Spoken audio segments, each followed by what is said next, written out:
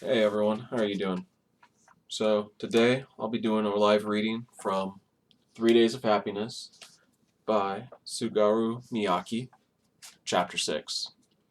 The person who changed, the person who couldn't. Alright. The rain was still falling in the morning. It was strong enough to be an excuse not to do anything after waking up, but it did give me plenty of time to think about what to do next. I stared at my bucket list. Miyagi came over and asked, "How do you plan to spend today?" I was used to hearing bad news from her, so I steeled myself to not react, regardless of whatever she might tell me. But Miyagi only stared at the list. Apparently, it was just a simple question. In the light of the morning, I considered Miyagi again. As I had noticed from the very first time I met her, Miyagi had a fairly pleasing appearance. In fact, let me be clear, physically, and strictly physically, she was exactly my type. Cool, calm eyes, a gloomy brow, pursed lips, a well-shaped head, soft hair, tense fingers, thin white thighs. Once I got started listing the features I liked, I would never stop. That was why I felt so badly self-conscious about my every action, from the moment she appeared at my apartment, in the presence of a girl who matched all of my favorite features. I couldn't even yawn for fear of looking foolish. I wanted to hide every sloppy expression and exhalation from her. If my monitor had been an ugly, fat, slovenly, middle-aged man rather than a girl, I would have relaxed and been able to think honestly about what I wanted to do. But with Miyagi here around me, I felt especially ashamed of my twisted desires and pathetic hopes. "This is purely for my own curiosity," said Miyagi. "But are the things written on this list what you truly, personally want to do?" I was just wondering that myself. I hate to say this, but to me, this looks like a list of things you think someone else is likely to try doing before he dies. You might be right, I admitted. The truth is, I might not really want to do a single thing before I die, but I can't just do nothing, so I'm copying someone else. Even still, I would think there's a way that's better suited to you, Miyagi said enigmatically, then returned to her usual location. Later that morning, I arrived at a conclusion. I needed to be truer to those twisted desires and pathetic hopes. I needed to be crasser, more self-interested, more vulgar, and truer to my base instincts over these last 3 months. What did I even have to lose at this point? There was nothing for me to preserve or protect. I glanced at my bucket list again, summoned my willpower, and called someone I knew. This person answered after a few rings. The rain was over by the time I reached the train station, umbrella in hand, another perfect example of what massively horrible timing I had. With the earlier rain simply gone and replaced by blue skies, the umbrella I carried around felt as superfluous and out of place as if I were walking down the street on ice skates. The wet asphalt gleamed in the sun. I went into the station to escape the heat, but it wasn't any cooler in there either. It had been a while since I last rode a train. I entered the waiting area on the platform, bought a cola at the vending machine next to the trash can, then sat down and finished the drink in 3 gulps. Miyagi bought a mineral water and drank it, eyes closed. The sky was visible through the windows. A faint rainbow hung in the distance. I'd completely forgotten that was a thing. I should have known what a rainbow was, when they happened, and how people reacted to them. But the most basic fact of all, that they were things that existed, seemed to have completely left my mind at some point. As I stared at it with new eyes, I realized something for the first time. I could see about 5 colors in that massive band of light spanning the sky, too short of the proper 7. Red, yellow, green, blue, purple. Which ones was I missing? I had to envision an imaginary paint palette to recall that it was orange and indigo. "Yes, you probably should look at it closely," said Miyagi at my side. "This could be the last rainbow you ever see." "True," I said. "And I might never use this waiting area again, and I might never drink another cola. And this could be the last time I ever toss an empty can." I hurled the soda can at a light blue trash bin. The clinking sound was loud in the waiting area. Everything could be the last time, but it was that way long before I sold my lifespan, I said. On the inside, however, Miyagi's words filled me with alarm. Rainbows and waiting rooms and empty cans were one thing, but how many times would I get to listen to a CD between now and my death? How many books could I read? How many cigarettes could I smoke? Those thoughts left me feeling shaken. Dying meant doing nothing ever again but being dead. A 15-minute bus ride after getting off the train brought me to the restaurant where I was going to meet Naruse. Naruse was a friend from high school. He was of average height, or perhaps just under average, and his facial features were a bit too chiseled. He was a quick thinker and had a charismatic, conversational style, so people liked him. Thinking back on it now, it was strange he was friends with an outcast like me. We had one thing in common, the ability to laugh off most of the stuff that happened in the world. In high school, we'd hang out at a fast food place for hours and make fun of every little thing, to the point where it was a bit tasteless. I wanted to laugh off everything again, like we used to. That was my first goal. But there was another thing I was hoping to accomplish by meeting him today. While I waited for Naruse to arrive, Miyagi sat in a seat along the aisle. She gazed at me from a very close distance. Sometimes our eyes would meet. She did not react in any way. No matter where I went, I had Miyagi following me and staring at me, and my hope was that Naruse would notice this and misinterpret what it meant. I'll admit that this was about as pathetic as it could possibly be, but it's what I wanted to do, so I was going to do it. Sad as it is to admit, after selling off the rest of my life, that was the first thing I thought of that I wanted to do deep down. "Hey, Miss Monitor," I said to Miyagi. "What is it?" I scratched the back of my neck and said, "I've got a favor to ask." I was going to ask her to evade or disregard anything the man coming to visit me might ask, but just then a waitress came to our table, beaming. "Pardon me, do you know what you'd like?" she asked. I had no choice to order a coffee. Since the waitress was asking, I checked with Miyagi just in case. "You don't want anything?" Miyagi made an awkward face and said, "You probably shouldn't talk to me in the presence of others." "Why, is there something bad about that?" As I believed I explained right at the start, which you ought to remember, the existence of monitors like me cannot be detected by anyone other than the person being monitored, just like this. Miyagi reached out and grabbed the waitress's sleeve and shook it a little as she claimed. The waitress had no reaction whatsoever. Every influence I might potentially have on another person is resolved with no effect. Miyagi said, picking up her glass, "So if I lift this up, she doesn't even see the glass floating in the air. She doesn't think it vanished. She doesn't see it is still sitting on the table. Whatever happens, it has no effect on her.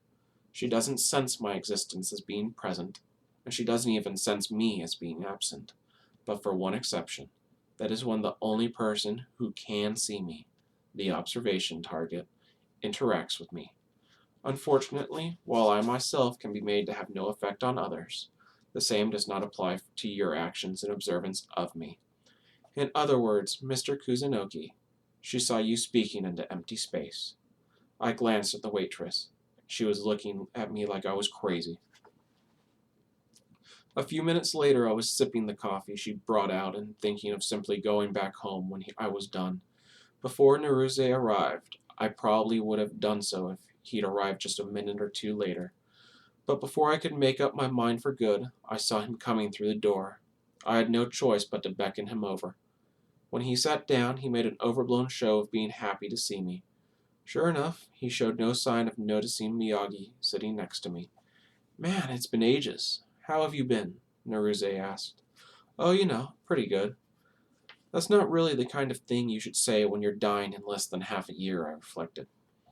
By the time we were done catching up, it was as if we were back in high school again. I don't even remember exactly what we talked about, but the topics weren't important. The point of our conversation was to break things down through our grammar and syntax. We chatted and laughed about things so trivial we forgot them as soon as the words were gone. I didn't speak a word about my remaining life. For one thing, I had no idea if he would believe me, and I didn't want to make our meeting a downer. If Naruse knew I was going to die in less than half a year, he would be careful and try not to upset me. He'd hold back on his jokes and feel compelled to offer some kind of verbal reassurance or comfort. I didn't want him to worry about nonsense like that. I probably would have had a good time for the duration, except for that one thing he said. By the way, Kuzunoki, Naruse said, suddenly recalling something. Are you still drawing? No, I replied at once. Then I realized that reply was too abrupt. Since I started college, I haven't drawn anything at all. I figured, Naruse said with a chuckle. If you were still drawing, I'd be worried about you, man. That was the end of it. Even I knew it was crazy, but that little snippet of conversation, lasting less than 10 seconds, was enough to completely eliminate all the affection I'd built up for Naruse over 3 whole years. Just like that, it was so fragile, so weak. He threw in a few more jokes to brush past the topic, but I said nothing. I only thought, hey Naruse, that was the one thing you shouldn't have laughed about. I know I admitted it to myself, but that does not make it okay for you to laugh about too. I thought if anyone might actually understand, it was you. The smile on my face directed at Naruse slowly became a mask, an empty shell. I lit up a cigarette and began to murmur, uh-huh, to all his comments, rather than trading words back and forth. To my side, Miyagi said, now, let's check the answer. I shook my head, almost imperceptibly, but she continued anyway. You're a little disgusted with Naruse now, but as a matter of fact, Naruse does not like you as much as you think either. Originally, 2 years from now, you would meet him in a similar manner as this, and get into an argument over something trivial, an argument so bad that you would never speak again. You should probably break this off before too long. Nothing good will come of putting your hopes on him. The reason I lashed out at Miyagi was not because she insulted my friend. It wasn't because she told me something I didn't want to know. And it wasn't because I was upset by her acerbic tone. It wasn't even because my anger at Naruse for laughing at my old dream was unfairly turned against Miyagi. So what was I mad about? It's a difficult question to answer. I had Naruse blathering on about vapid topics across from me, Miyagi muttering gloomy proclamations into one ear, a pair of young women on the other side conversing in high-pitched exclamations, a group of theater nerds having a heated and extremely pretentious debate behind me, and a cluster of students in the corner clapping and shouting as a group, and it suddenly became unbearable. Shut up, I thought. Do you have to talk so loud? The next moment I threw the glass in my hand against the wall on Miyagi's side. It was much louder than I expected, and the glass shattered and sprayed, but it only caused the restaurant to fall quiet for a moment before getting just as loud soon after. Naruse stared at me in shock. I saw an employee rushing over. Miyagi sighed with expiration. What the hell am I doing? I placed a few thousand-yen bills on the table and scampered out of the building. While I was riding the bus back to the train station, I stared out the window and saw a dilapidated old batting center. I hit the stop request button and got off the bus so I could swing at about 300 pitches. By the time I set down the bat, my hands were numb and bleeding, and I was sweating like a pig. I bought a Picari sweet at the vending machine, sat down on the bench and drank the sports drink slowly, watching the men in the other cages who had stopped in to swing on their way home from work. Perhaps it was just the lights, but the overall color palette of everything seemed strangely blue. I didn't regret leaving Naruse behind like that. By now I felt skeptical of the idea that I was ever really fond of him to begin with. Perhaps I didn't even like Naruse for who he was. I just loved myself through the lens of another person who would affirm and reflect my own ideas. And with the passage of time, Naruse changed, and I couldn't. If either of us was right, it was probably him. I left the batting cages and walked to the station. A train pulled up as soon as I reached the platform. It was packed with teenagers coming home from after-school club activities, and I suddenly felt much older. I closed my eyes and focused on the sound of the train. It was already night. I stopped at a convenience store on the way home. There were a number of large moths in the parking lot, none of which showed signs of movement. I took some beer and snacks to the register, where a pair of male and female college students in tracksuits and sandals were buying the same thing. When I got home, I heated up some canned barbecue meat and spring onions and drank beer as I ate them. I wondered how many more points of beer I'd drink before I died, and for some reason, it started to taste even better. "Hey, monitor," I called out to Miyagi. "I'm sorry for what I did earlier. I think my mind got all confused. Sometimes I just snap and do things like that." "Yes, I know," replied Miyagi. I sensed caution in the way she looked at me. I couldn't blame her. Anyone would feel on edge in the presence of a man who would abruptly throw a glass against the wall in the middle of a conversation. "Are you hurt?" "No, unfortunately." "Look, I feel bad about it. It's fine. You didn't hit me. When you're done writing your observation record, you want to have a drink? You want to get drunk with me?" I wasn't expecting that reaction, but I had a feeling it was the best to be honest at moments like this. "Sure I do. I'm lonely." "I see. Well, I'm sorry to say that I am at work." "Then just say that first."